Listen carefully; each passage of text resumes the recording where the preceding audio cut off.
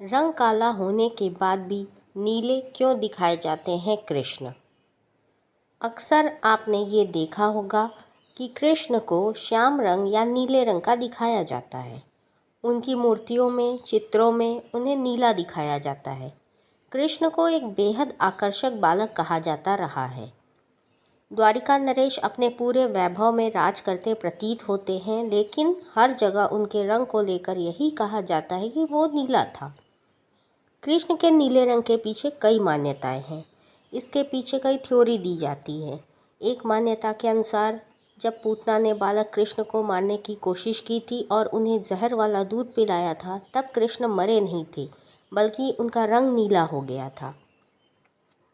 एक और मान्यता के अनुसार कृष्ण का रंग नीला बाद में पड़ा जब वो 5 सिर वाले नाग कालिया को मारने के लिए यमुना में कूदे थे। कालिया के जहर से उनका रंग नीला पड़ा है। एक और लोक कथा ये कहती है कि विष्णु ने देवकी की गर्भ में 2 केश रखे थे, एक काला और एक सफ़ेद।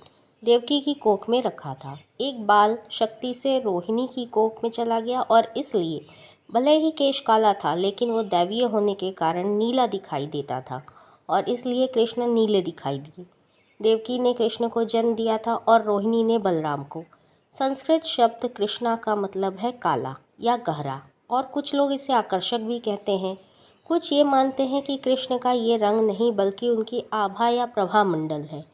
एक और मान्यता कहती है कि ये रंग पानी या फिर विशाल सागर के बारे में बताता है और यही कारण है कि कृष्ण का रंग नीला दिखाया जाता है।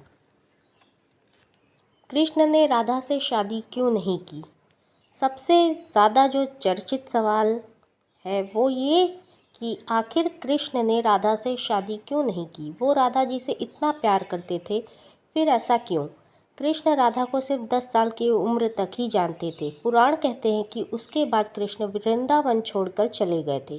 कृष्ण राधा को बोल कर गए थे कि वो वापस आएंगे, लेकिन कभी आए नहीं और राधा कभी द्वारिका नहीं गई।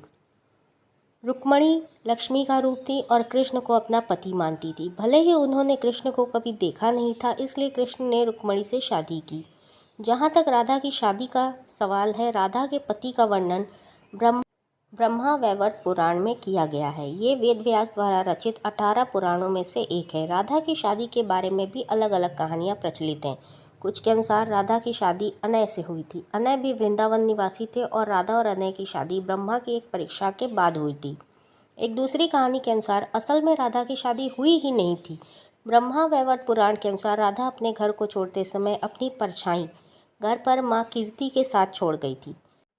छाया राधा की शादी रायान गोपा से हुई थी और अनय से नहीं। इसलिए ये भी कहा जाता है कि राधा रिश्ते में श्री कृष्ण की मामी हुई थी।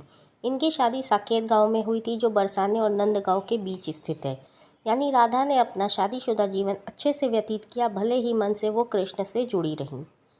आखिर इतनी गोपियाँ क्यों? कृष्ण को लेकर एक सवाल पूछा जा रहा है कि आखिर इतनी गोपियाँ क्यों?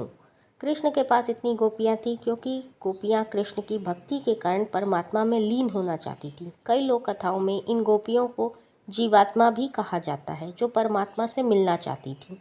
रासलीला को भी लोग गलत तरह से लेते हैं और इसे भी एक दैवीय घटनाक्रम ही मानना चाहिए।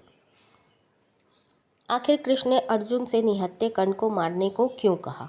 महाभारत के युद्ध में कृष्ण की 2 अहम भूमिकाएं थीं। पहली ये कि उन्हें पांडवों को जीत तक पहुंचाना था और दूसरा ये कि महाभारत का युद्ध जल्दी खत्म करना था। दोनों में से कोई भी पक्ष ठीक से युद्ध नहीं कर रहा था और कहीं न कहीं नियम तोड़े जा रहे थे। इसलिए कृष्ण ने अर्जुन से कहा कि वो कर्ण को मार दे। ऐसा करके कृष्ण ने अर्जुन का अहंकार भी खत्म किया। अर्जुन चाहते थे कि वो लोगों के बीच बहुत बड़े योद्धा के रूप में जाने जाए और निहत्थे कर्ण को मारकर उनका ये सपना चूर चूर हो गया।